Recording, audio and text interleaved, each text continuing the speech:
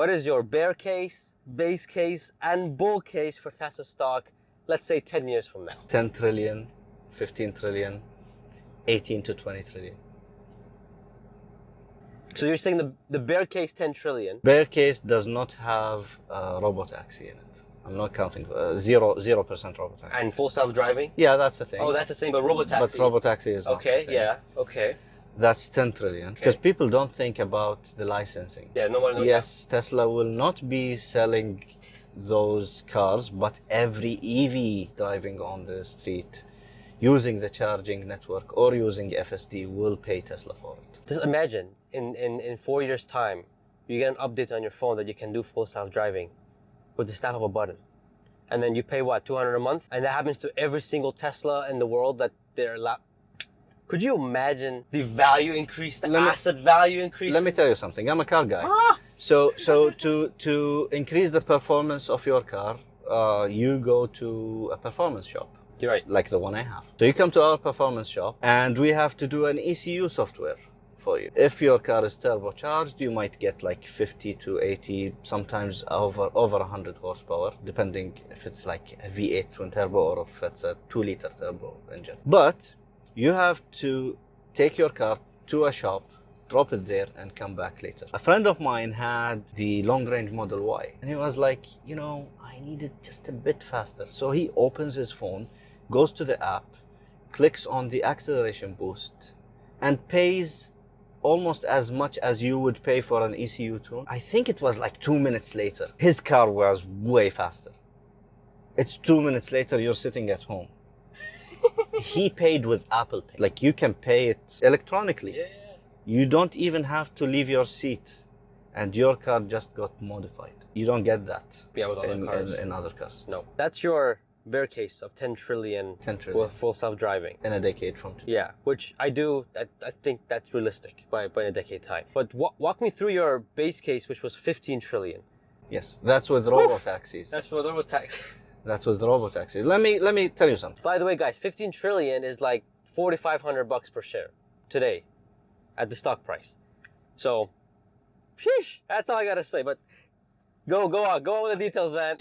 So the base case is with the robotaxi. Okay. If you think about it, Tesla is leveraging its fleet for the robotaxi network.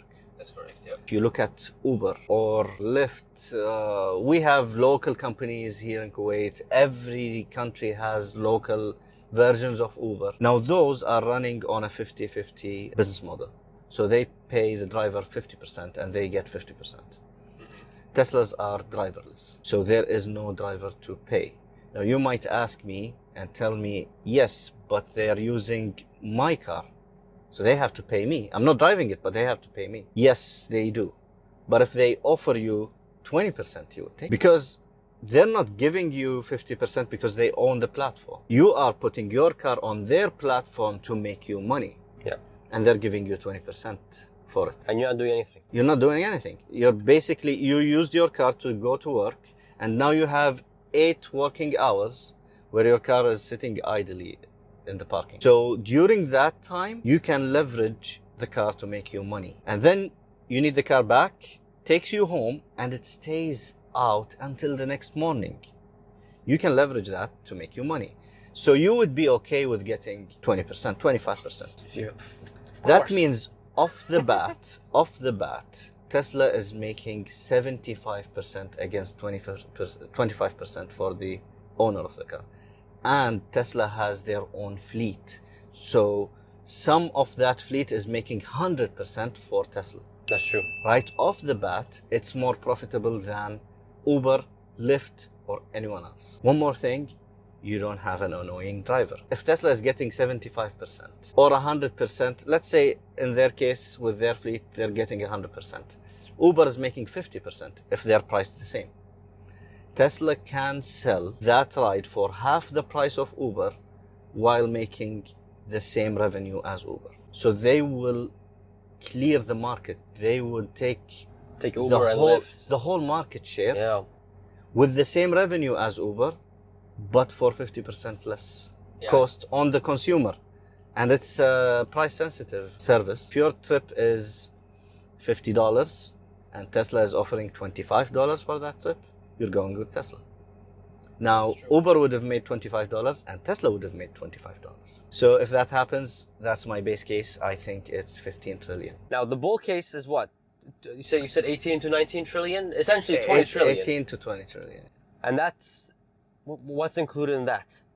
So we have, at that time, we would have the Model 3, Model Y, Model S, Model X, which are like small percentage anyways. The Cybertruck, the compact car, and I think a van or and something else. Something in the logistic realm. Okay. On top of that, you have the robotaxi. Okay. I think you would have the Tesla bots running. Okay. That's the bull case. So the Tesla bots are running, the robotaxi and all these cars. Solar is good.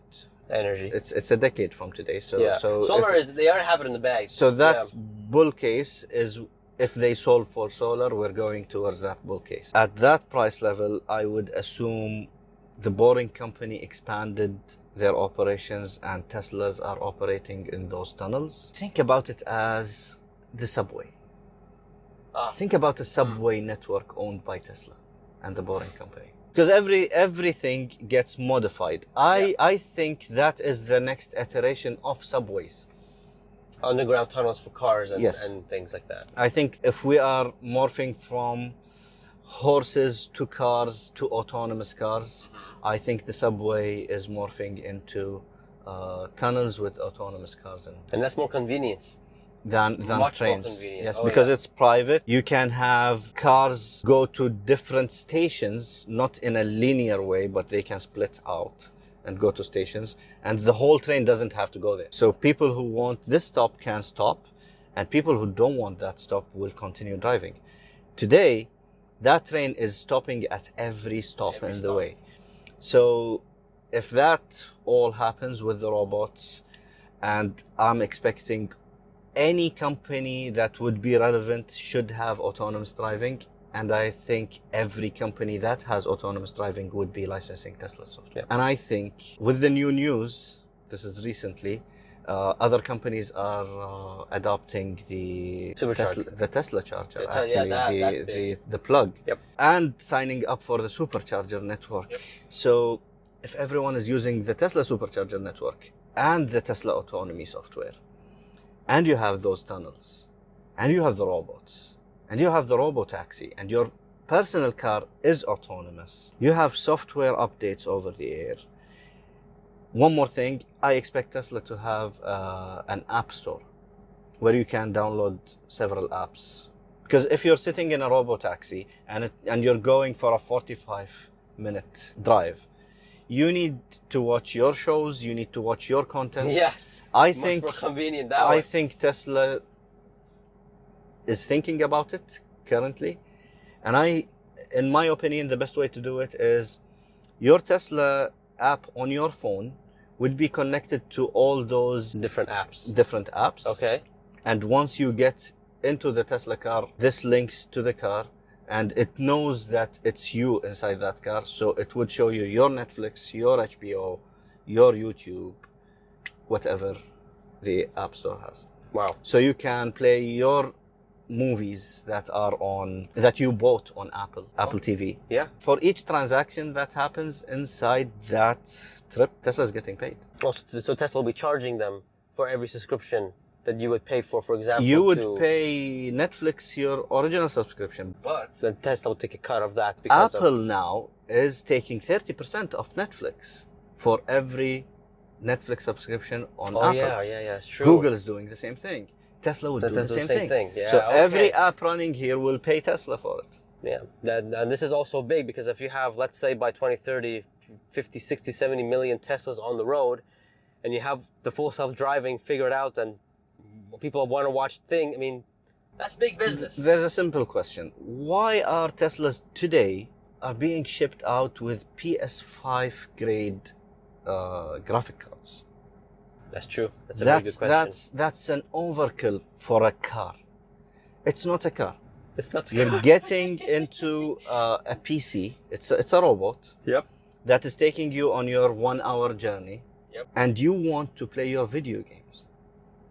You need Yeah. that graphic card Pull out the that PS5. is pulling 4K and ray tracing and whatnot. I think it's an 8 teraflops. I'm not quite sure about the number, but it's an AMD card that's the same specs as the PS5 and the Xbox. Wow, that I wasn't even thinking about. Think about the money. Like that. That's detailed thinking. We're just looking at the surface. And know. Khalid is going so deep. Gaming, movies, content, social media, podcasts, you name it. Wow, I think I gotta update my stock price predictions, because mine, I'm saying at least by 2030 it should be like $1,200 per share, which is 1,200. which is about 4 or 5 trillion.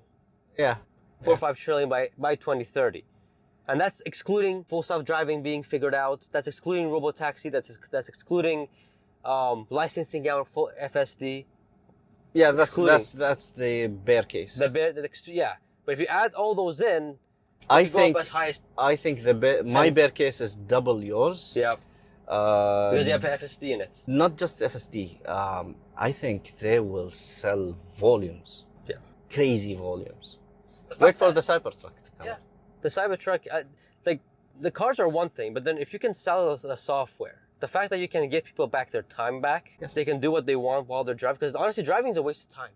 The fact that I have to pay attention all the time, the same road, the same day, it's a waste of time. I could be doing other things in the car that's more productive. The fact that you can give that time back to people is so valuable. That's what people will actually pay for. I will pay for it. I mean, I know so many people don't care about it. but they will. And they would tell you, I enjoy the drive. I enjoy the drive. Yep.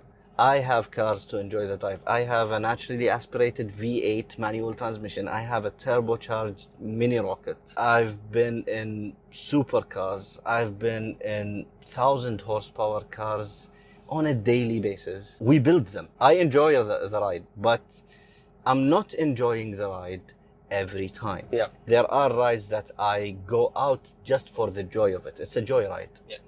And there are times where I am going for a meeting and I have to prep something. Yeah. And I have to do some calls and prepare something on the way. It's a 30-minute drive, so I can do something. Exactly.